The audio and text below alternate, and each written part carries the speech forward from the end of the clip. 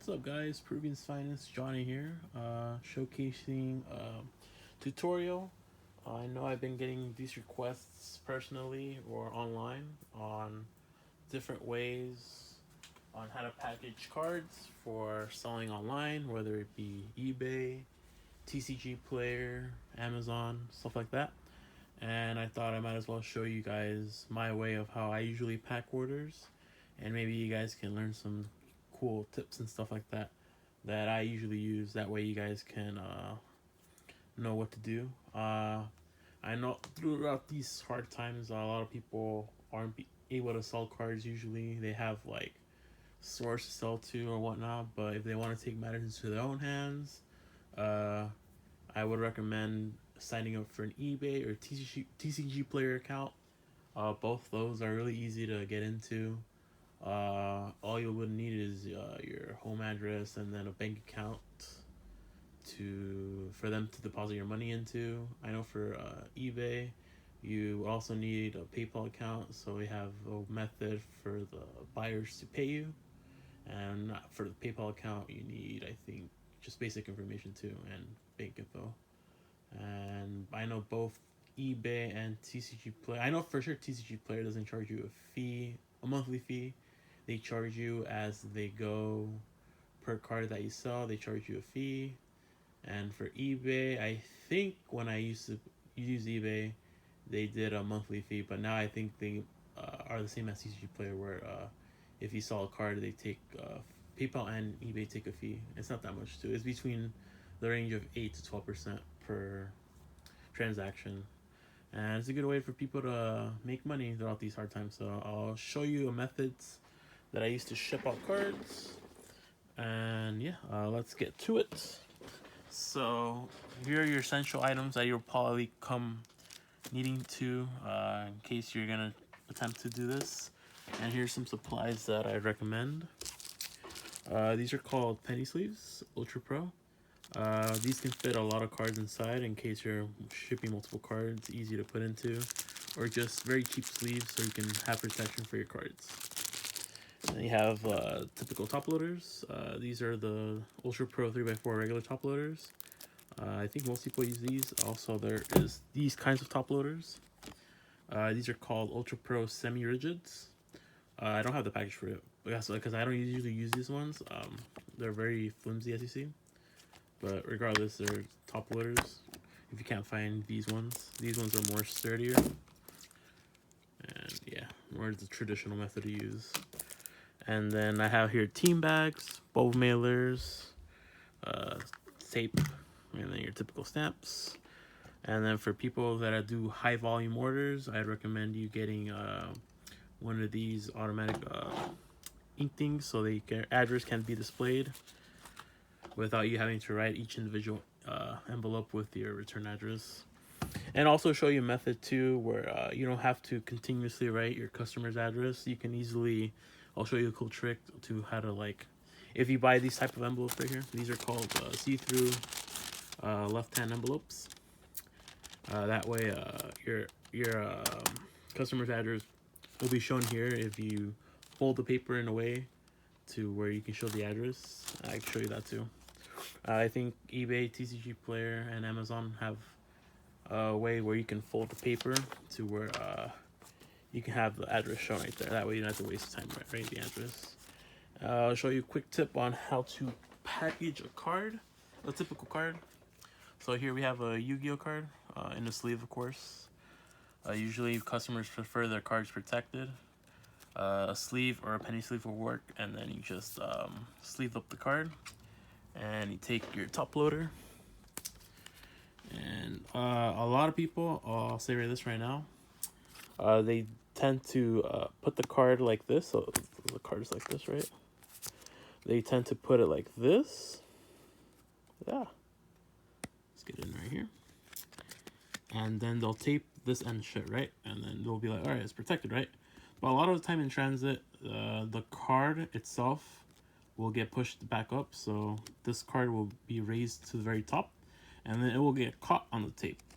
And believe it or not, that actually damages the card. And that's how most of the that's usually how cards will get damaged in transit. even though it's on the top loader, they will tend to like get wear and tear from the top. So what I'd recommend is either A, you sleeve the card from here, from top bottom, and then this end is facing like that. And then you can just put this card like that. And then that way, if the card does go up on top, nothing is damaging the card from top since the sleeve's protected this way. So that's one way to do it. I think that's my easiest way of doing it. And that way you ensure your card gets protected at all costs. And then you just tape up the top, and then that's it. And then the customer easily can just use the fingernail and slide through it, and then they open the card with ease.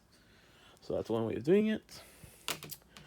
On multiple order cards, typically it'll happen like if a person orders a bunch of like cards and you're shipping like say 8 cards, right? My cool way of doing this is with the penny sleeves. I know for standard size cards like Pokemon, I think 8 will fit easily in a penny sleeve. With Yu-Gi-Oh cards, I think you can fit up to like 15 cards in a penny sleeve. So these are 8 cards, fit easily into penny sleeve. You can do it the way I showed you, like that. So what I do usually is I grab a top loader, this. How I used to do beforehand, I wouldn't recommend though. I would tape this side and then this side and then this side and this side and just ship it like that. But that way you don't waste much tape. I'd recommend you using what they're called team bags. So what these are is they have a cool little seal up on top that you can use to self-seal your cards. So that way, this end is facing like that, right? So then you put this with the top loader, so it gives it a form layer protection, right? That, and then you can seal the top. And there you go. A cool little method, that way your cards like don't jumble up and whatnot. And a lot of people seem to enjoy this method when they receive their cards. So it's a cool little trick that if you want to ship out cards using multiple cards, I would recommend this method.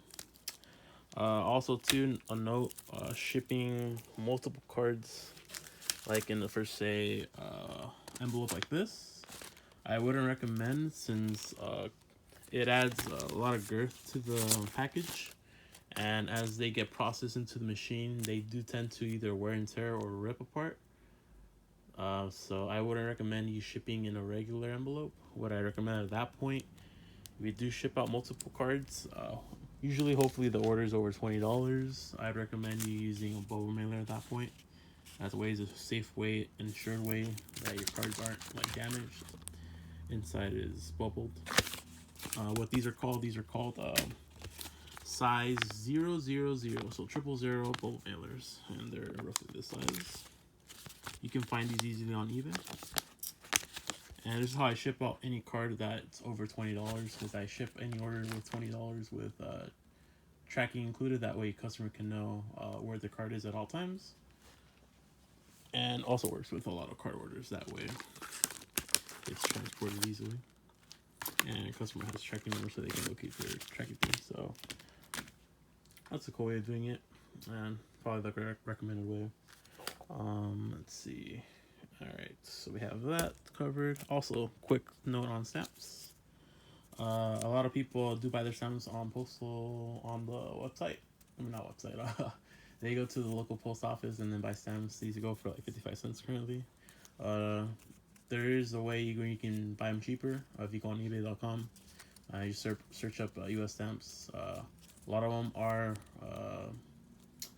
how do you say, legal, or how do you say, they're not counterfeit or anything. They always work, and it's just a quick cheap method too. They go typically they go for like around 44 cents if anything, so you're saving like 10 cents per stamp, and it's a cool way to do that.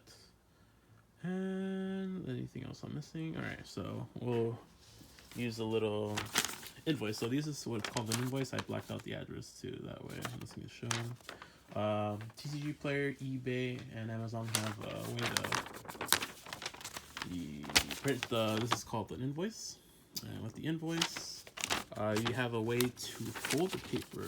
So where if you're shipping out orders that only require an envelope and a stamp, a lot of the time you can just fold it a certain way, or you can figure out how to fold it in a certain way, where you fold it halfway, and then usually, I know this is an Amazon order, you'll see this little line, this little guidance line, and you can fold it a certain way like this. And then using these types of envelopes is really easy to do. And then that way, the address is right there, and then your address is right here, and then with the stamp, and then boom, you're ready to go.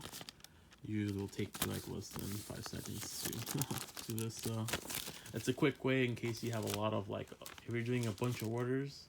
If you're only doing like maybe 5-10 orders at a day, if you're just starting off, then I probably recommend you using the little smaller envelopes, and that way you can just write down your address here on the left hand side of the corner, and then your customer's address on the bottom left hand, and stamp. Oh yeah, in case you guys don't know how to ship out stuff too, if it's your first time shipping out cards, your address goes on top here. That way, in case they can't find the customer's address in the end, they'll return it back to you. And then your address of your customer goes on the bottom left hand corner right here. Address includes name, address, city, state, and zip code. And yeah, that's how that works. And as for labels for this, I'd recommend you using PayPal. I know if you have a PayPal account, there's a way for you to print labels through there. And typically the range for those go from like $2.74 in California to like $3.10 to other states as far as the Northeast. If you look through the PayPal website, you'll find that tab right there, and it's pretty self-explanatory.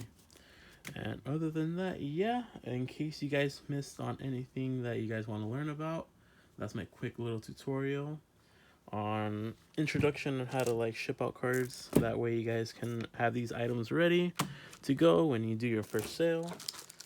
And yeah, if you guys want any other interesting tips and stuff like that, just comment down below. I'll be happy to do more videos on stuff like this in the future, and stay tuned for more openings as I usually do for Pokemon, Yu-Gi-Oh, and Dragon Ball. So alright guys, catch you on next time.